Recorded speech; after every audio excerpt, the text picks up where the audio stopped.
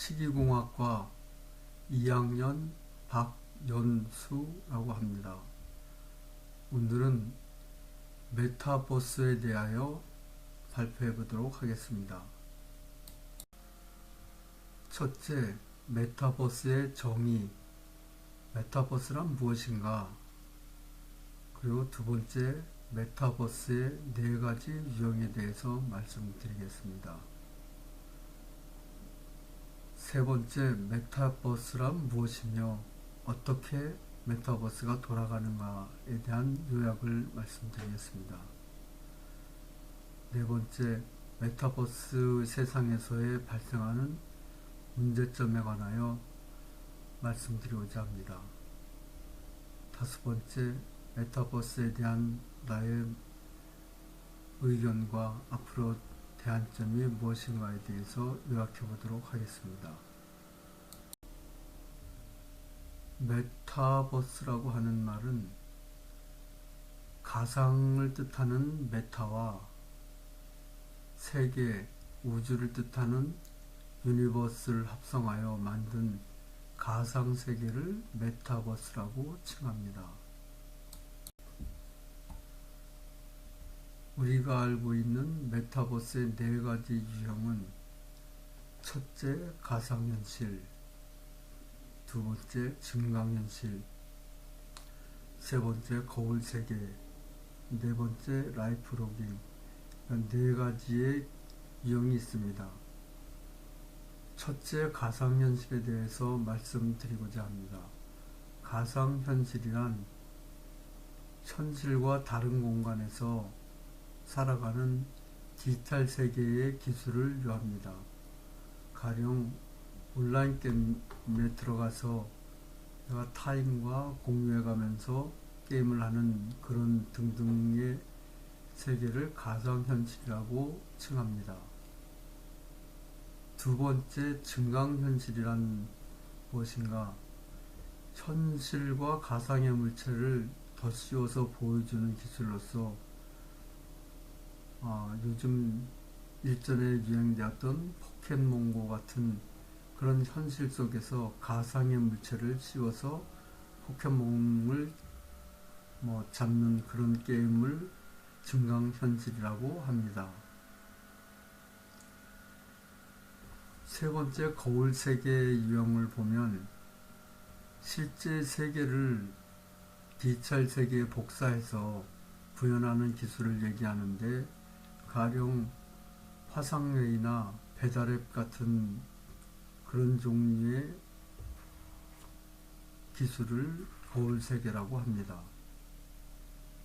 그리고 마지막 4번째, 라이프로깅에 대한 것은 삶에 대한 경험을 기록하거나 공유하는 기술을 얘기하는데, 주로 소셜 네트워크 같은 SNS 방식을 주로 라이프로깅이라고 합니다. 메타버스를 요약해서 말씀드리자면, 첫째, 메타버스는 누구나 만들 수 있다. 왜냐하면 가상세계이기 때문에. 내 이름으로 만든 메타버스도 생성될 수 있는 것이고, A란 친구 이름으로 메타버스가 생성되기도 할 수 있습니다. 가령 삼성이 만들면 삼성 메타, 구글이 만들면 구글 메타, 그리고 페이스북이 만들면 페이스 메타, 등등 이런 식의 메타버스가 수천, 수만, 수백만의 메타버스가 생성될 수가 있습니다. 이 메타버스의 플랫폼은 지금 현존하고 있는 플랫폼을 보자면 포트나이트라든지 로블록스, 그리고 동물의 숲, 한국에서 만든 제페토,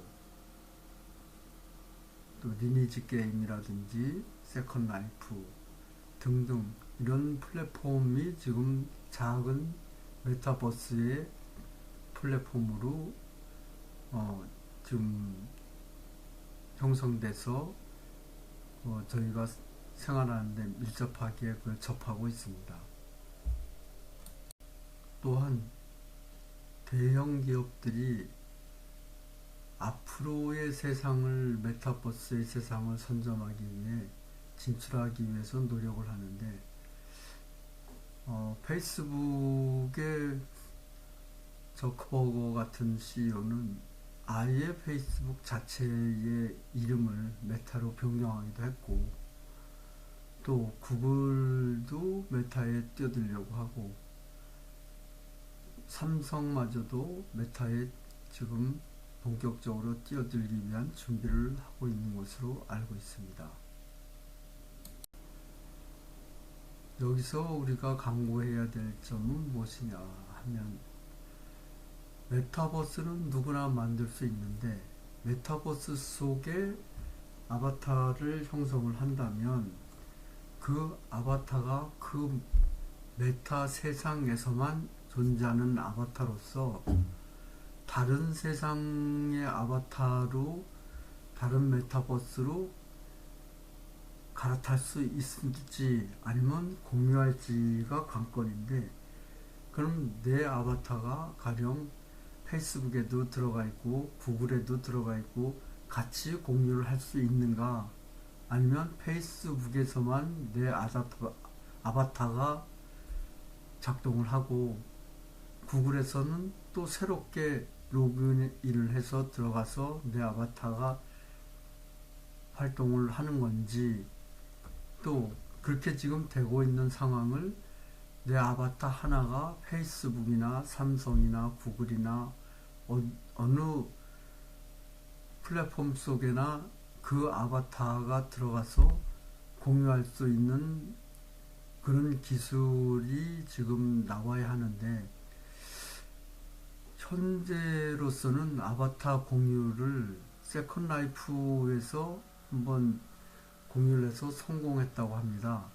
그러면 세컨라이프에서 성공한 그 사례가, 그 기술이 공유됨으로 인해서 다른 메타 간의 아바타를 공유하는 장이 열리지 않을까 하는 생각을 해봅니다. 하나의 아바타가 모든 메타 간을 이동할 수 있다고 하면은 결국 그 메타버스 간에 서로 기술을 공유하게 되고, 아바타가 공유한다는 건 메타버스의 세상이 공유되어야 된다는 뜻을 의미하는 것으로서 앞으로의 통합 메타버스가 탄생할 가능성이 농후하다, 이렇게 말씀드릴 수가 있습니다. 그럼 통합 메타버스라는 것은 무엇이냐? 가령 구글에서 만든 메타버스 속에 페이스북이 들어와서 SNS 활동도 할 수 있고, 삼성이 들어와서 가전제품을 판매할 수도 있고, 또 쿠팡이 들어와서 그래서 온라인상의 거래 같은 것을 메타버스 속에서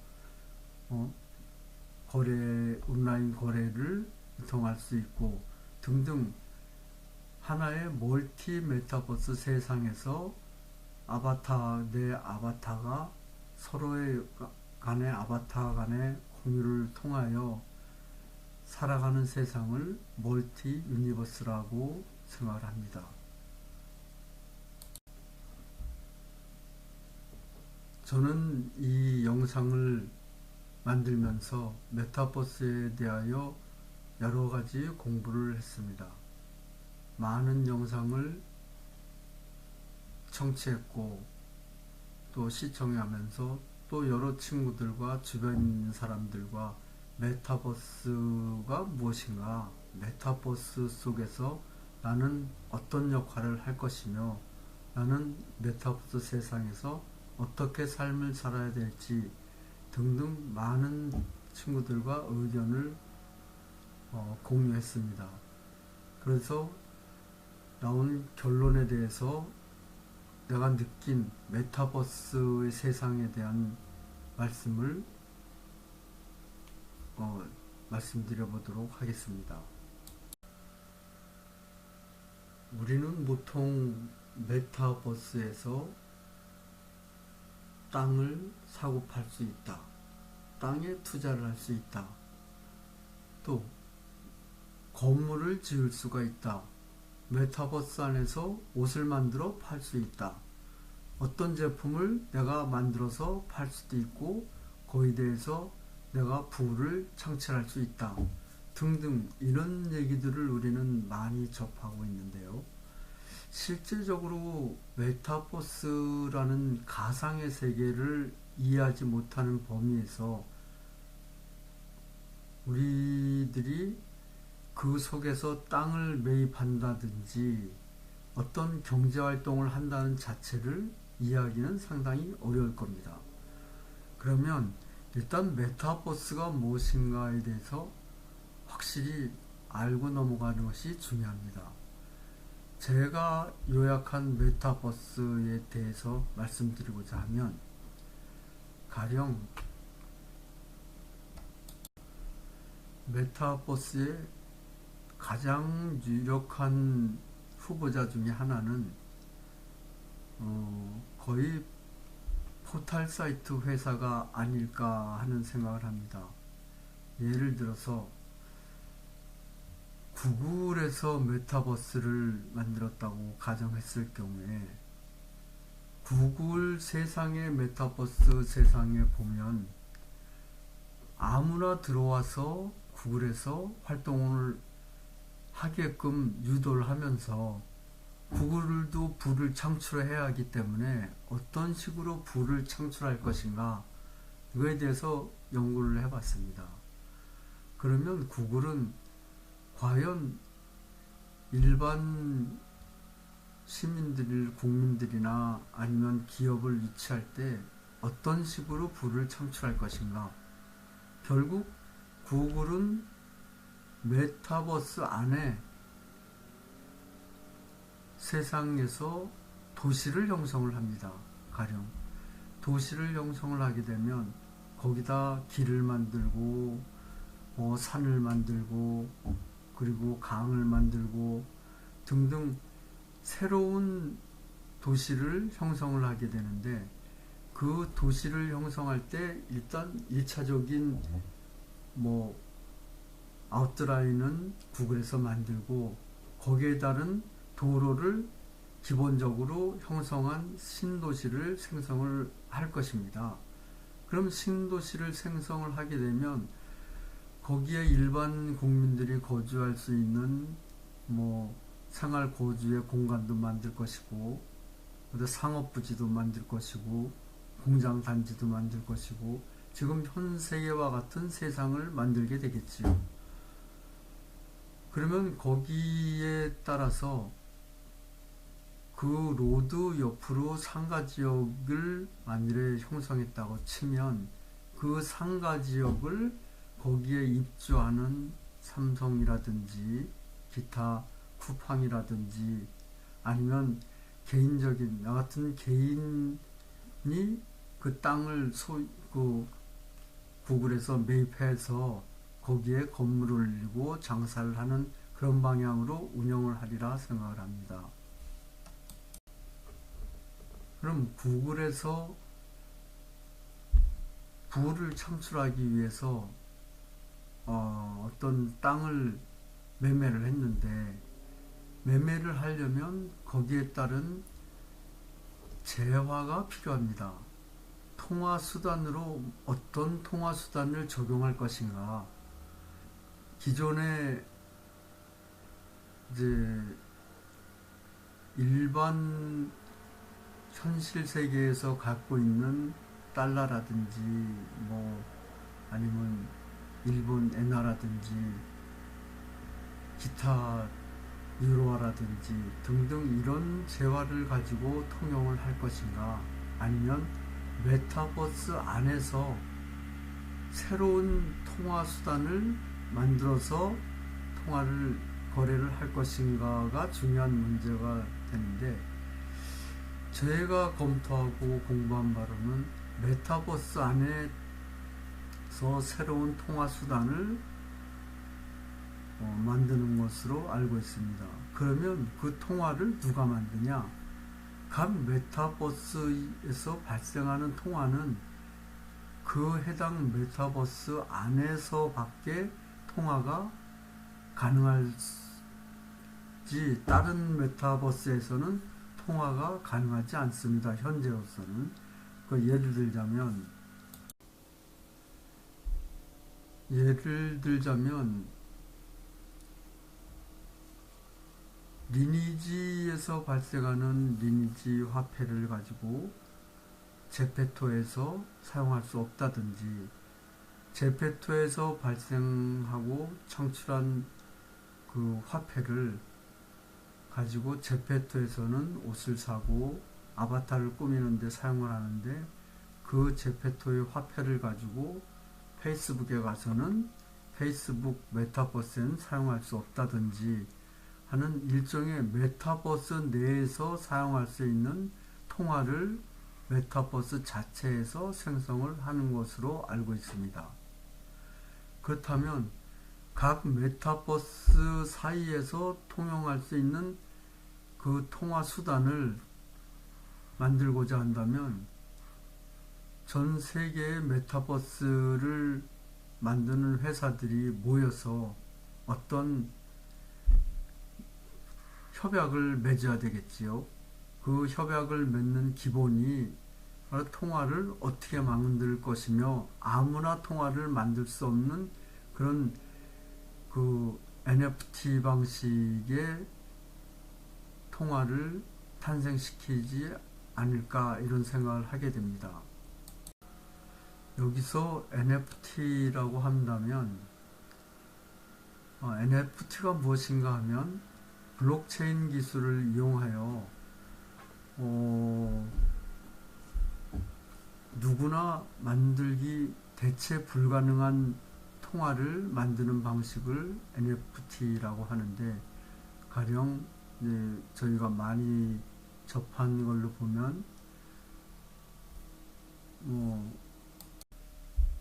가상화폐, 예를 들자면 비트코인 같은 경우를 NFT라고 할 수 있습니다.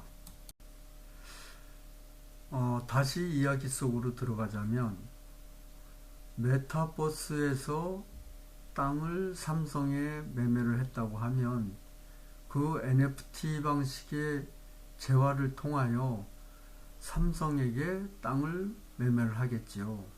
그럼 삼성은 NFT에 예를 들자면 평당 1000 NFT에 분양을 한다든지 이런 어떤 기준을 마련해서 그걸 이제 삼성에 매매를 할 텐데, 그럼 그 NFT가 현실에 재화하고 통용이 가능하다고 인정이 돼야 그게 통화로서의 가치가 있는 게 아닌가, 이런 생각을 하게 됩니다. 그러면 구글에서 만든 메타버스 안에서 그 통화는 과연 통화로서의 가치가 있을 것인지, 통화의 가치를 세상의 모든 사람들이 인정을 해야만 통화로서의 가치가 형성되는 것으로 알고 있습니다. 그리고 메타버스 속에서 땅을 사고 판다든지 건물을 사고 판다든지 이런 게 현실 사회의 세상과 비교해 보자면, 그런 걸 사고 팔기 위해서는 부동산 중개업체가 일단 구글에서 땅의 매매를 대행받아서 그거를 판매하고 하는 방식을 채택하게 되겠지요.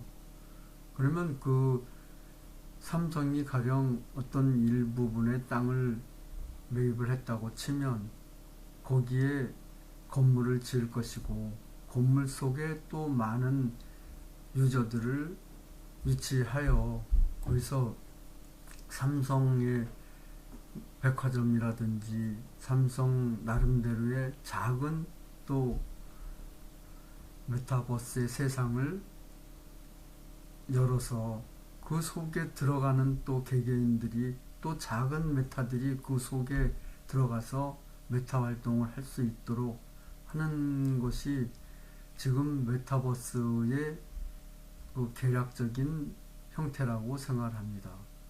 그럼 그 속에서 매매를 하기 위해서 앞전에 말씀드렸듯이 가상화폐의 통화수단을 NFT 방식을 만드는 기술이 필요하고, 또 그 안에서 건물을 짓기 위해서는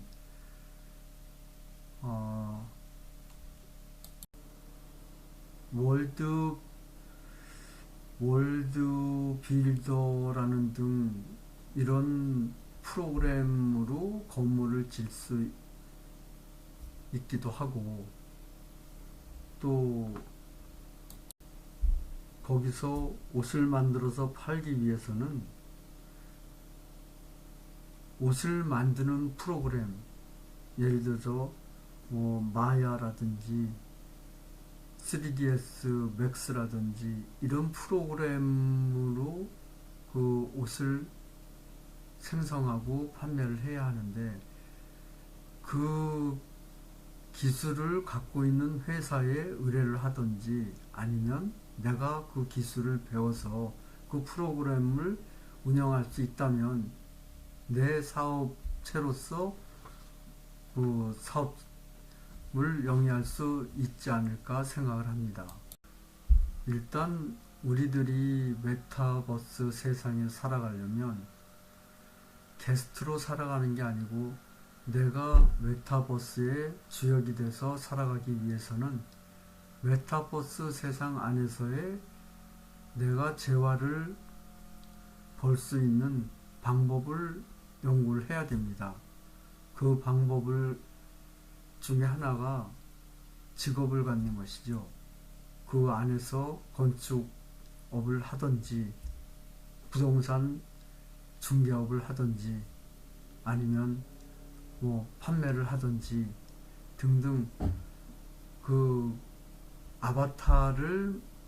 아바타가 꾸미는 것을 도와주는 그런 역할을 하든지, 어찌됐든 메타버스 안에서의 잡이 없으면 일반적인 그 게스트로 들어가서 재화를 내가 어떤 걸 취하고 또 연극을 보거나 아니면 콘서트를 가거나 아니면 옷을 구입하거나 이것을 하기 위해서는 어떤 재화가 필요한데, 그 돈이 현실 세계의 돈을 가상 세계의 돈과 맞바꿔서 가상 세계에서 허비를 한다면 현실 세계의 삶이 굉장히 황폐해질 것이라고 생각을 합니다.